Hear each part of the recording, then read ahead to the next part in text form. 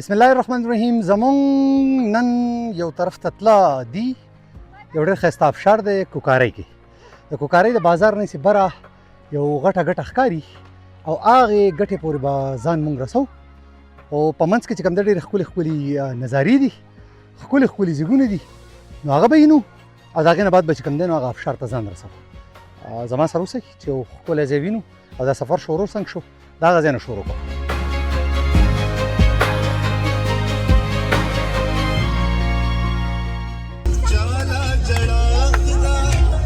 چاله خندا خدا نیټای لګدا دني دنیا خدا نیټای لګدا.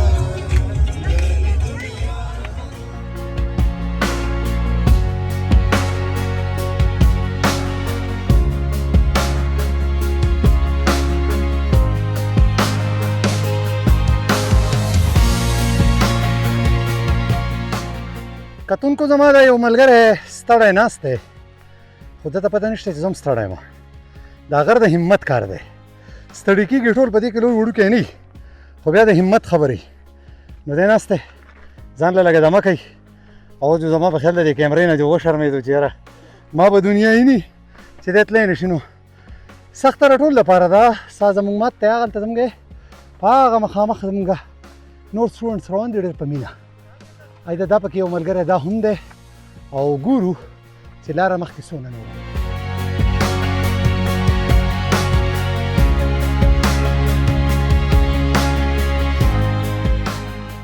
دا منګی چای ایښودی دی او ښایسته خلک راځي او د دې نه ځان اوبه څښي، لکه څنګه چې دا سټوډنټس وستګي دي، د ته ځان له ګیلاس ډک کړو. نو دا زموږ هغه روایات دي که وګورو یو ډېر نیک عمل دی او اپریشیټ کول غواړي.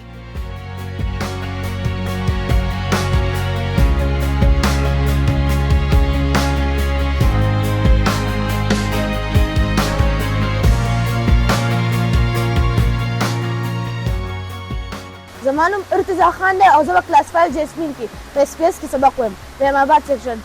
دا ځای د سوات ټول نه بیسټ ځای دی. په دې لپاره هر فیملي ته دا ګزارش کوم چې دوی هر ټایم راځئ. لاره لږ ډېر مشکله خو خوایند ځای پکې مو خو کوشش وکړئ چې دلته راورسئ. خو دا ځای ټول نه زبردست ځای دی.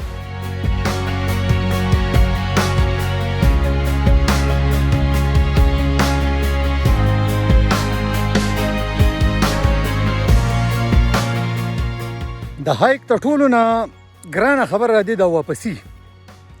څه ملګرو خبره کوله یاره وی د ختل ګراني، ما وی مونږ بوډاګانو ته راخوځېده ګراني.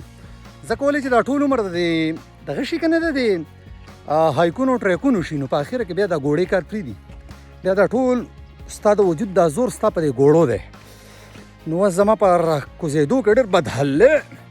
نو په دې ځای به د خپل پروګرام انشاءالله ختمو او امید لرم چې ستاسو به د ابشار یا د چړ چې دی په پښتو کې موږ چړ وایو، ستاسو د چړ به خوښ شي او کوشش وکړئ چې راشئ ورته.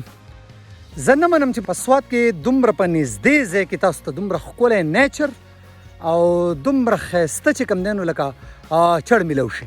دا شاته زما نه چې کوم دی ګورئ د کوکارۍ ټول کلی ښکاري دغه دی ټیک شو. او دې سره به خپل پروګرام سرته ورسوو.